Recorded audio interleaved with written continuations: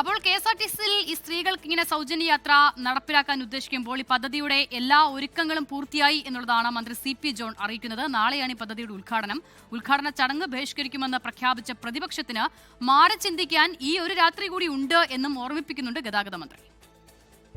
KSRTCയുടെ നമ്മുടെ പൊതുഗതാഗതത്തിൻ്റെ ചരിത്രത്തിൽ ഒരു വലിയ നാഴികക്കല്ലാണ് നാളെ നാം പിന്നിടാൻ പോകുന്നത്.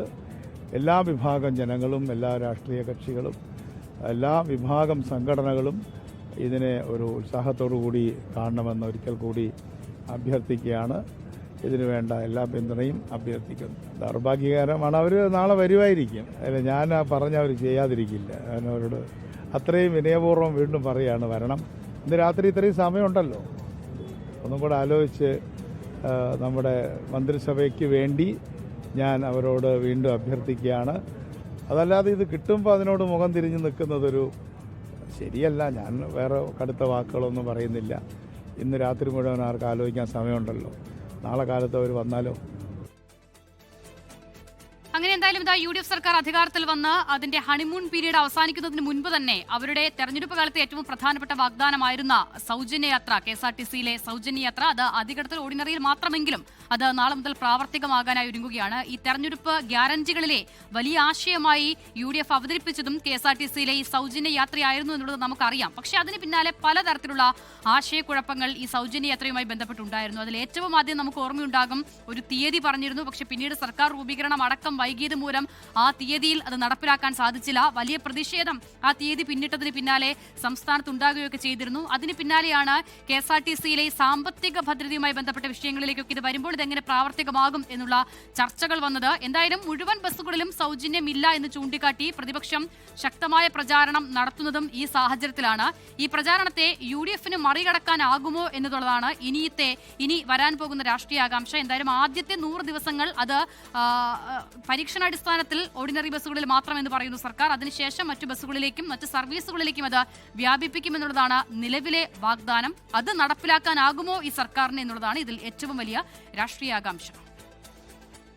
നഷ്ടത്തിൽ നിന്ന് നഷ്ടത്തിലേക്ക് ബാലൻസ് ഷീറ്റ് യാത്ര ചെയ്യുന്ന KSRTCയുടെ പുതിയ കുതിപ്പിനും കേരളത്തിലെ സ്ത്രീകൾക്കുള്ള സമ്മാനവുമായിട്ടാണ് സൗജന്യ ബസ് യാത്ര പ്രഖ്യാപിച്ചത്.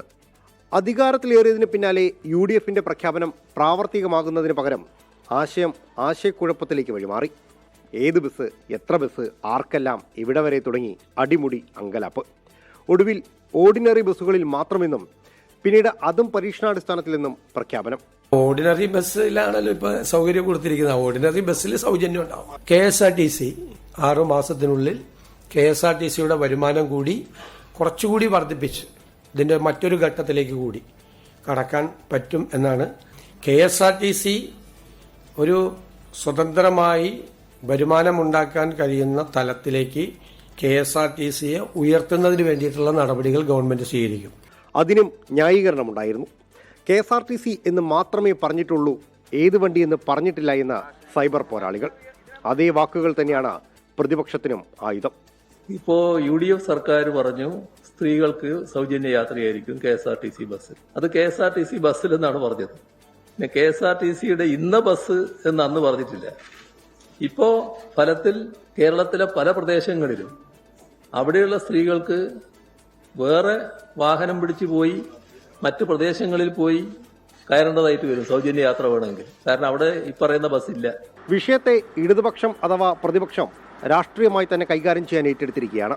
പ്രഖ്യാപന പദ്ധതി ജൂൺ 15 കേരളത്തിന്റെ അങ്ങോളം ഇങ്ങോളമുള്ള നഗരങ്ങളിൽ വണ്ടി കയറുമ്പോൾ പ്രതിഷേധമുയർത്താനാണ് ലക്ഷ്യം. സംസ്ഥാന സെക്രട്ടറി MV ഗോവിന്ദന്റെ വാക്കുകളിൽ അത് വ്യക്തവുമാണ്. പക്ഷേ അവർ പറഞ്ഞതെന്തായിരുന്നു? സ്ത്രീകൾക്ക് സൗജന്യ യാത്ര KSRTC. അതാണെങ്കിൽ ആർക്കും തർക്കമില്ല. ഞങ്ങൾ അതിന് മുമ്പ് തന്നെ പോയിട്ട് ആദ്യം ഉദ്ഘാടനത്തിന് പുറപ്പെടും. അത് മുഴുവൻ ഒഴിവാക്കിയിട്ട് ഇപ്പോൾ ഏറ്റവും അവസാനം ഓർഡിനറി ബസ്സിൽ മാത്രമാക്കിയിട്ട് മാറ്റി. ഓർഡിനറി ബസ് ഇല്ലാത്ത സ്ഥലമാണ് കേരളത്തിൻ്റെ മഹാഭൂരിപക്ഷ സ്ഥലവും.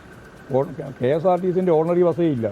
അപ്പോൾ അങ്ങനെയുള്ള ഒരു സാഹചര്യത്തിൽ ഇതൊരു നാമമാത്രമായ ആളുകൾക്ക് കിട്ടാവുന്ന ഒരു ആനുകൂല്യം മാത്രമായിട്ട് ചുരുക്കുമ്പോൾ എന്താണോ നിങ്ങൾ പറഞ്ഞത്, ആ പറഞ്ഞതിൽ നിന്നും നിങ്ങൾ പിന്നോട്ടേക്ക് പോയിരിക്കുന്നു. അതിൻ്റെ ഒരു പ്രതിഷേധം രേഖപ്പെടുത്തിയെന്ന് മാത്രമേ ഉള്ളൂ.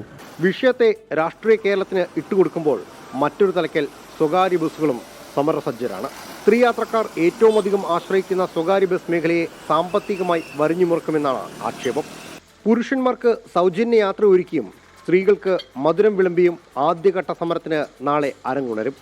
പിന്നാലെ ഇന്ദിരാ ഗ്യാരണ്ടിയിലെ നെല്ലും പതിരും തിരിച്ച് സൈബർ ലോകത്തും സമരലോകത്തും ചർച്ചകൾക്ക് കൂപ്പുകൂട്ടും. ബാധ്യതയുടെ കണക്ക് മാത്രമുള്ള KSRTCക്ക് 750 കോടി മുതൽ 800 കോടി വരെ സർക്കാർ ഫണ്ട് അധികം നൽകിയാണ് പദ്ധതി നടപ്പാക്കാൻ പോകുന്നത്. കടത്തിന്റെ പുറത്ത് കടമെടുക്കുന്ന സർക്കാർ പുതിയ പ്രാരാബ്ധം കൂടി ഏറ്റെടുക്കുകയാണ്. കഴിഞ്ഞില്ല. പദ്ധതിയിലെ ഏകോപനവും ആയുസ്സും എണ്ണി കാത്തിരിക്കുന്നവർക്ക് മുന്നിൽ വെല്ലുവിളിയായി വിജയകരമായി പ്രിയദർശിനി കൊണ്ടുപോകാൻ സർക്കാരിന് ആകുമെന്നാണ് UDFന്റെ പ്രതീക്ഷ. 24 കൊച്ചി.